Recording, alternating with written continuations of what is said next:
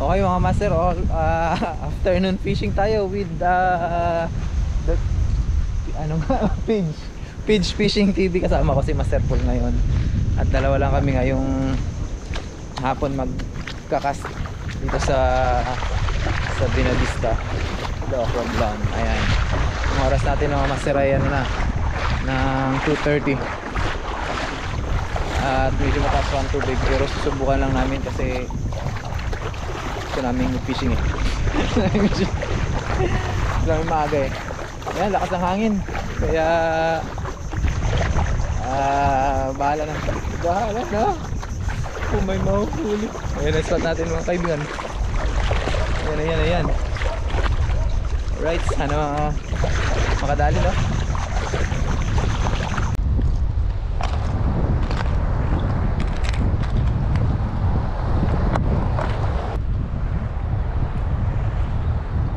Gate grams ang ibala natin para medyo malaylayo ang hagis, lumubog-lubog ng kante. Ano? Alright, tagumpay, layo talaga.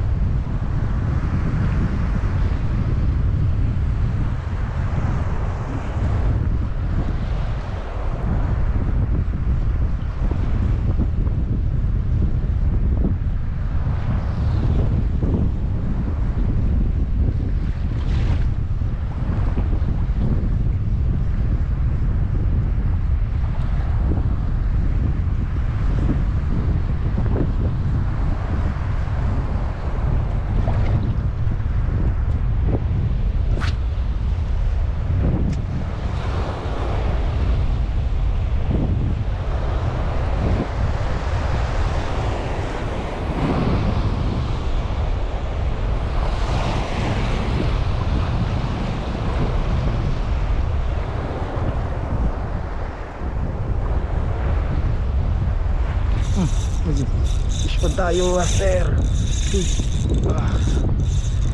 Mamaw ito. Uy.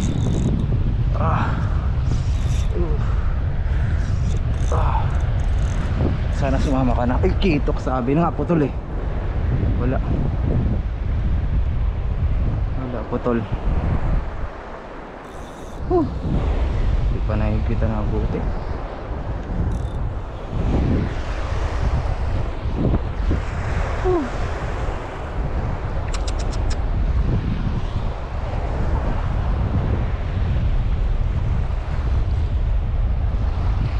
Laki ito. Hindi na siya umihila. Sakto lang sana yun. Kaya sana.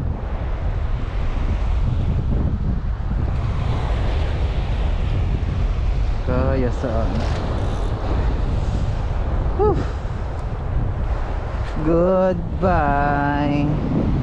Kapapalit lang natin ng 8 grams, dinonate agad.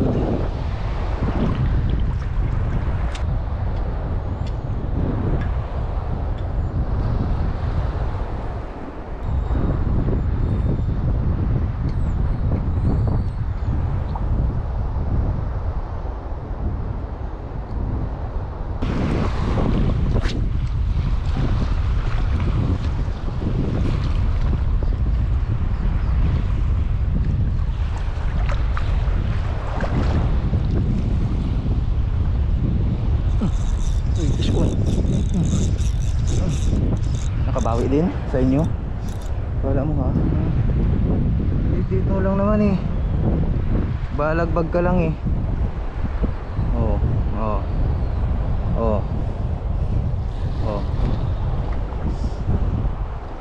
Pero napaiyak pa rin yung relay.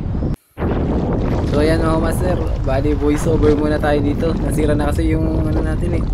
Nasira yung sounds ng ating camera ng GoPro natin, wala yung mic.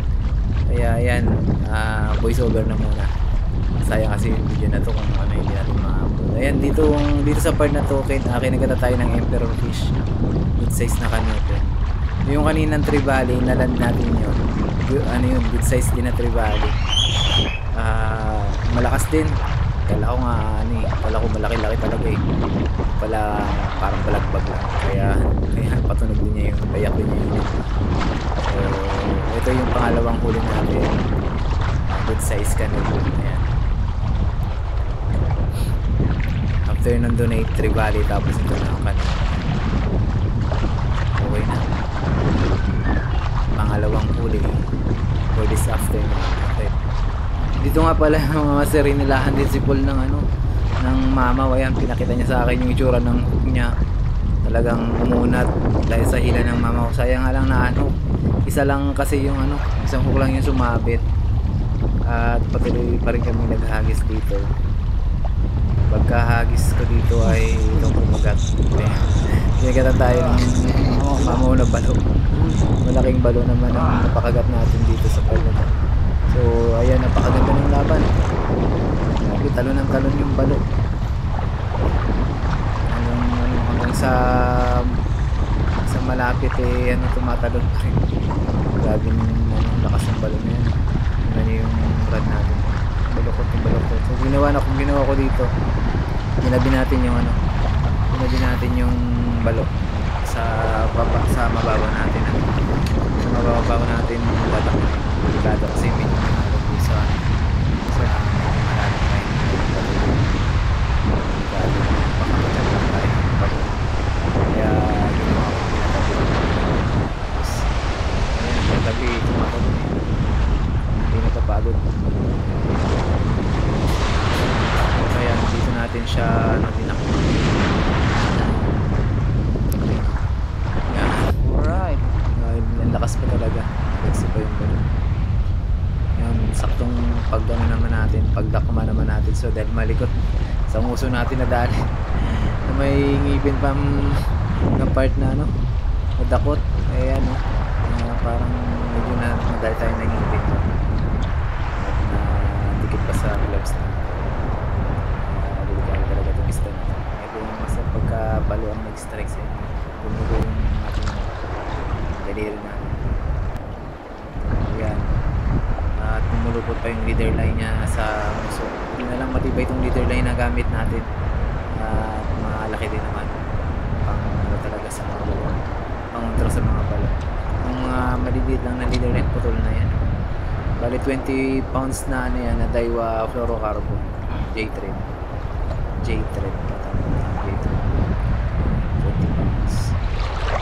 Hindi mubra sa kanya pero sobrang gasgas na yung gasgas yung leader line. So tabi muna tayo, tanggalin natin yung load sa bibig ng balok na to.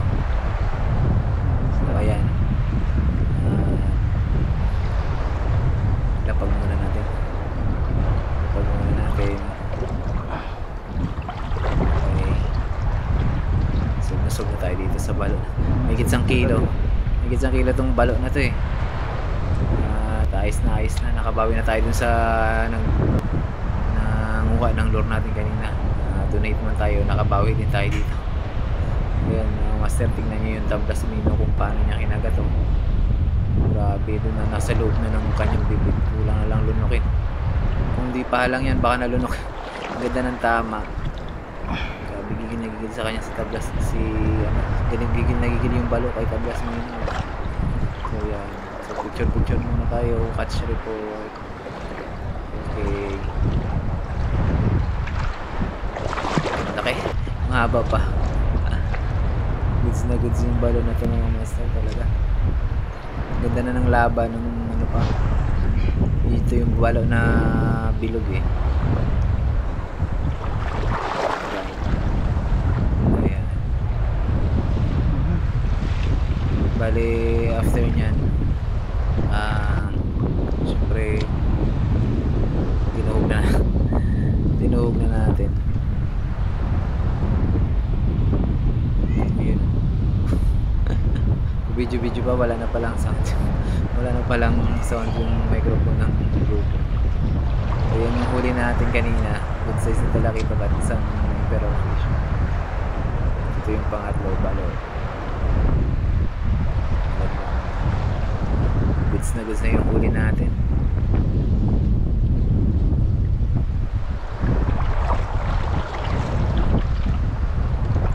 So yun, after ng huli natin na to ay naghagis pa tayo pero wala na rin kumagat kasi talagang nabubugyatan ng mga naglalambat yung spot na to kasi bago kami dumating nauna na sila sa amin at patapos na bago kami humagis umalis na din sila, ibig sabihin na hulugan na nila yung buong spot namin. So yan, chinek ko din yung leader line natin dyan after mahuli yung balon kasi magkahagis pa sana nga ako. Ayan o. Gasgas, grabing gasgas ng tablas minong na grabing gasgas na talagang ginigilan.